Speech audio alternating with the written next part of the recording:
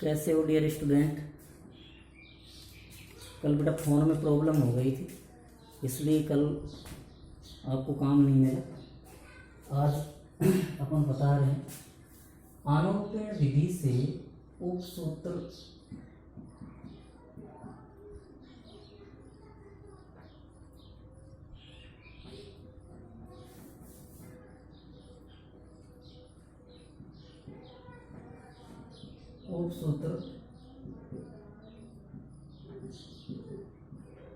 आनुरूपण विधि से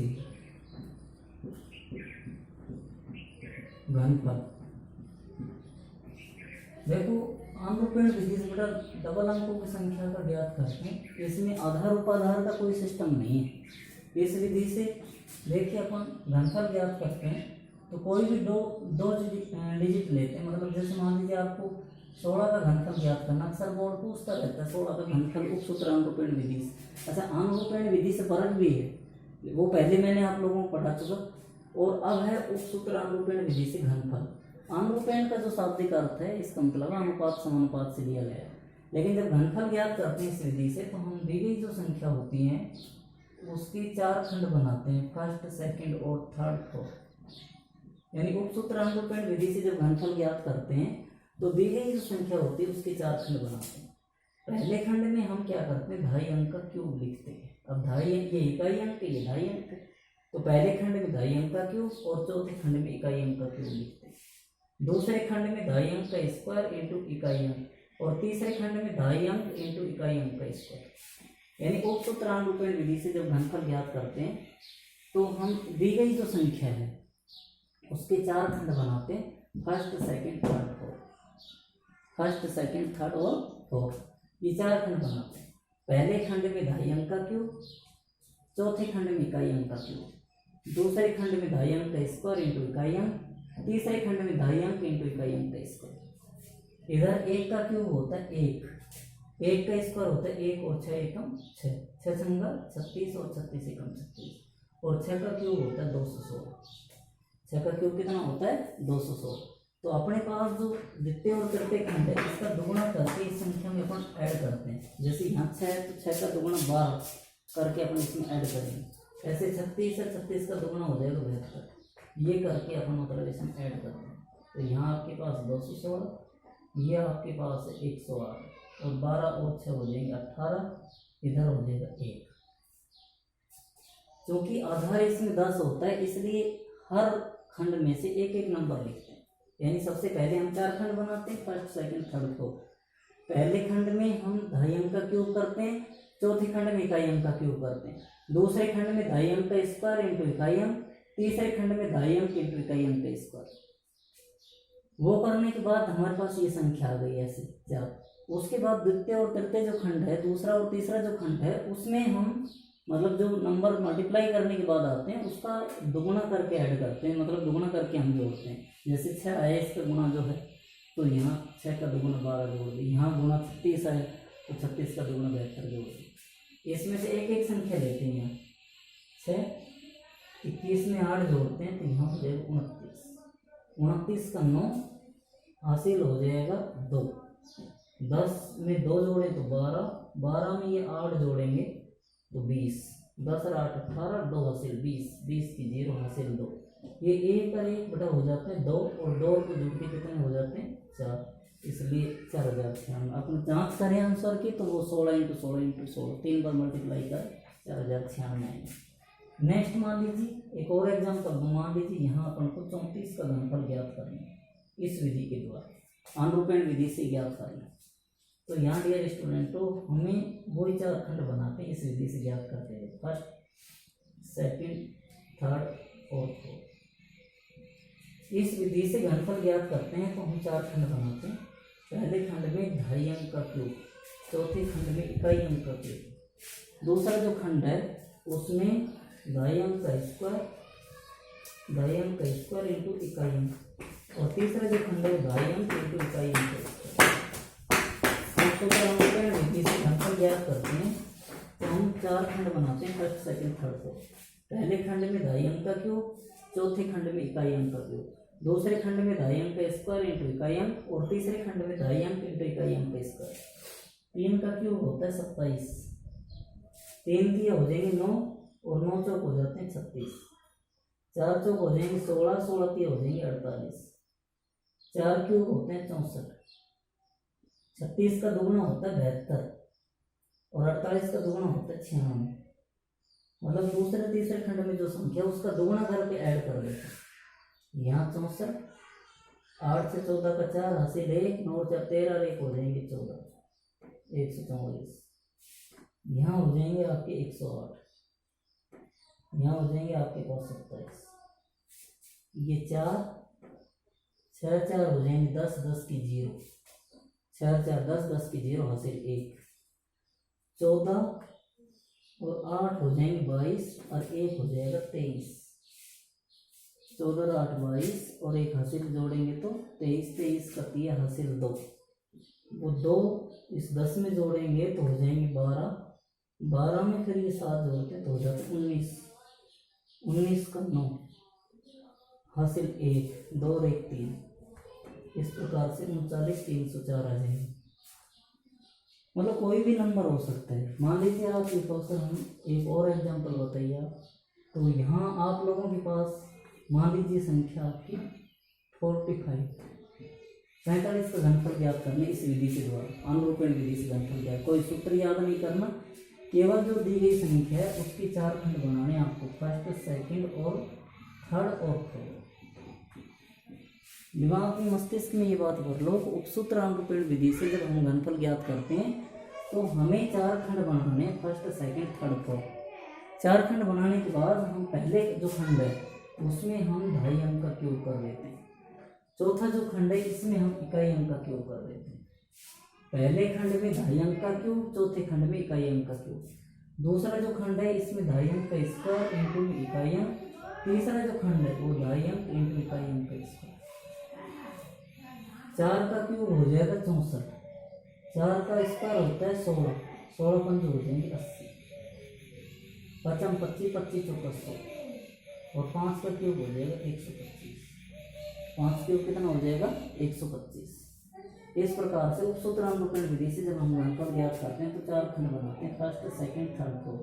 पहले खंड में 2.5 अंक का क्यूब, चौथे खंड में इकाई अंक क्यूब, दूसरे खंड में 2.5 अंक का स्क्वायर इंटू इकाई अंक, तीसरे खंड में 2.5 अंक इंटू इकाई अंक का स्क्वायर, और चौथे खंड में अपन लिखेंगे इकाई अंक का क्यूब। तो 4 का क्यूब 64, 4 चौक 16, 16 पंच 80, 55 25, 25 चौका 100, और 5 का क्यूब 125। द्वितीय और तृतीय खंड में जो संख्याएं होती है उसका दुगुना करके ऐड करते हैं। जैसे यहाँ 80 है तो 80 का दुगुना 160, 100 का दुगुना हो जाएगा 200, 100 का दुगुना कितना हो जाएगा 200। ये करके अपन ऐड कर देते हैं। 64 इधर हो जाएंगे 240, इधर हो जाएंगे 300, और इधर हो जाएगा 125। 5 आधार इसमें 10 ही मानते, एक एक नंबर लेना है हमें। ये 12 को इस 0 में जोड़ देंगे यहाँ, तो 12 हम 0 में जोड़ेंगे तो आपके पास 12 ही आएगा। इसकी हासिल आएगी 1, तो 30 और 1 हो जाएंगे 31, और 31 में ये 0 जोड़ेंगे तो आपके पास 31 ही आएगा। 31 का 1 का हासिल 3, 24 में 3 जोड़ेंगे 27, 27 में 4 जोड़ेंगे तो 31, 31 का 1 का 31 का 1 का हासिल 3, 6 और 3 हासिल हो जाएंगे 9। इस प्रकार से हम उपसूत्र अनुरूपण विधि से घनफल ज्ञात करते हैं। मान लीजिए हम 15 का घनफल ज्ञात करें। एक नेक्स्ट एग्जांपल और दे दूँ आपको। वहाँ बेटा जैसे मान लीजिए आपके पास संख्या है यहाँ 15 है, इसका घनफल ज्ञात करना है तो हम 4 खंड बनाते हैं, फर्स्ट सेकंड थर्ड और फोर्थ। उपसूत्र अनुरूपण विधि से घनफल ज्ञात करेंगे, कितने खंड बनाएंगे 4। तो पहले खंड में तो 2.5 अंक का क्यूब बनाएंगे, और चौथे खंड में अपन इकाई अंक का क्यूब बनाएंगे। दूसरा जो खंड है उसमें 2.5 अंक का स्क्वायर इंटू में इकाई अंक लिख देते हैं। तीसरा जो खंड है उसमें 2.5 अंक इंटू इकाई अंक का स्क्वायर लिख देते हैं। 1 का क्यूब होता है 1, और 1 का स्क्वायर होता है 1, और 5 एकम 5, 5 का स्क्वायर होता है 25, और 25 एकम 25, 5 का क्यूब होता है 125। 5 का दुगुना करके जोड़ देते हैं इसमें। 5 का दुगुना कितना होगा 10, और 25 का दुगुना कितना होगा 50। ये ऐड करके इसे मतलब जोड़ देते हैं। तो आपके पास ये तो 125 है, ये आपके पास 75 है, ये आपके पास कितना है 15 है, और ये आपके पास कितना है 1। यहाँ 5 का 5, 12 में 5 जोड़ते हैं तो 17, 17 का 7 हासिल 1, 7 5 12, 1 हासिल 13 का 3 हासिल 1, 1 और 1 होता है 2, 2 और 1 हासिल होता है 3। तो यहाँ आपके पास हो जाएंगे 33 75। इस प्रकार से उप सूत्रानुरूपण विधि से अपन घनफल ज्ञात करते हैं। लास्ट जो विधि बेटा घनफल की, वो इसी में मैं आपको बता देता हूँ। वो है सूत्र एकाधिकेन पूर्वेण विधि से घनफल। सूत्र एकाधिकेन पूर्वेण विधि से हम घनफल किस प्रकार से ज्ञात करते हैं, वो आप लोगों को अभी मैं बता रहा हूँ। सूत्र एकाधिकेन पूर्वेण विधि से घनफल, सूत्र एकाधिकेन पूर्वेण विधि से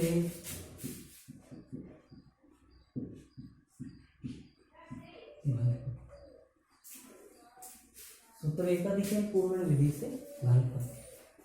इस विधि से घनफल ज्ञात करते हैं तो इसका सूत्र होता है, इसमें आधार उपाधार का कोई चक्कर नहीं। घनफल बराबर ढाई अंक का स्क्वायर, ढाई अंक का स्क्वायर, ढाई अंक का स्क्वायर गुणा उसका एकाधिकेन,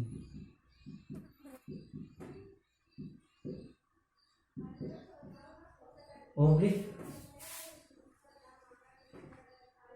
ढाई अंक का वर्ग, ढाई अंक का वर्ग गुणा उसका एकाधिकेन, ऑब्लिक ढाई अंक का वर्ग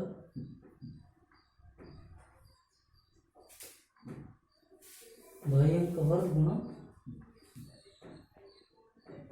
विचलन, ढाई अंक का वर्ग गुणा उसका एकाधिकेन, ढाई अंक का वर्ग गुणा विचलन, ऑब्लिक 3 गुणा ढाई अंक गुणा इकाई अंक स्क्वायर, ऑब्लिक इकाई अंक का क्यूब। ये है सूत्र एकाधिकेन पूर्वेण विधि से घनफल ज्ञात करने का सूत्र होता ही है। घनफल बराबर ढाई अंक का वर्ग गुणा उसका एकाधिकेन, ढाई अंक का वर्ग गुणा विचलन, ऑब्लिक 3 गुणा ढाई अंक गुणा इकाई अंक का स्क्वायर, ऑब्लिक इकाई अंक का क्यूब। ये अपन ज्ञात कर लेते हैं। और इसका विचलन ज्ञात करने का जो सूत्र है, विचलन ज्ञात करने का जो सूत्र है वो 3 गुणा इकाई अंक माइनस में 10। सूत्र एकाधिकेन पूर्वेण विधि से घनफल ज्ञात करते हैं तो विचलन ज्ञात करने के सूत्र बताइए, तो अपन लिखेंगे 3 गुणा इकाई अंक माइनस 10।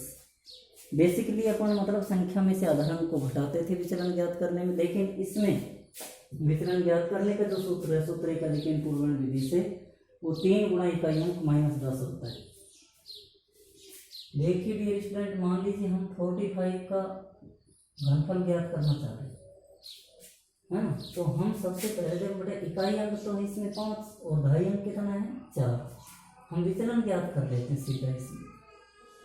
आधार उपाधार का कोई लेना देना नहीं है। अगर इसी सवाल को हम विचलन से करते तो ये उपाधार विधि से ज्ञात करना पड़ता, अनुरूपेण से करते तो 4 खंड बनाते, लेकिन इसमें अपन इस प्रकार से करेंगे 3 गुणा इकाई अंक 5 माइनस में 10, 3 गुणा इकाई अंक माइनस 10, ये विचलन ज्ञात करने से होता है तो प्लस का 5 आएगा। और इकाई का जो अंक है इसमें मैं इधर लिख भी देता हूँ, इकाई अंक जो है वो 5 और ढाई अंक जो है वो आपका कितना है इसमें 4। अब ये सूत्र तो बहुत बड़ा है लेकिन क्वेश्चन बहुत छोटे हैं। ढाई अंक का वर्ग गुणा उसका एकाधिकेन, ढाई अंक का वर्ग गुणा विचलन, 3 गुणा ढाई अंक गुणा इकाई अंक का स्क्वायर ऑब्लिक इकाई अंक का क्यूब। और विचलन ज्ञात करने का जो सूत्र है इस विधि से वो 3 गुणा इकाई अंक माइनस में 10 है। घनफल बराबर ढाई अंक का वर्ग, ढाई अंक का 4 इसका वर्ग गुणा इसका एकाधिकेन, ढाई अंक का वर्ग गुणा उसका एकाधिकेन, तो ढाई अंक क्या है 4, इसका वर्ग गुणा उसका एकाधिकेन, ढाई अंक का वर्ग गुणा विचलन ये 5, 3 गुणा ढाई अंक 4 इंटू इकाई अंक का क्यूब, इकाई अंक का स्क्वायर 5 का स्क्वायर, ऑब्लिक इकाई अंक का क्यूब 5 करो।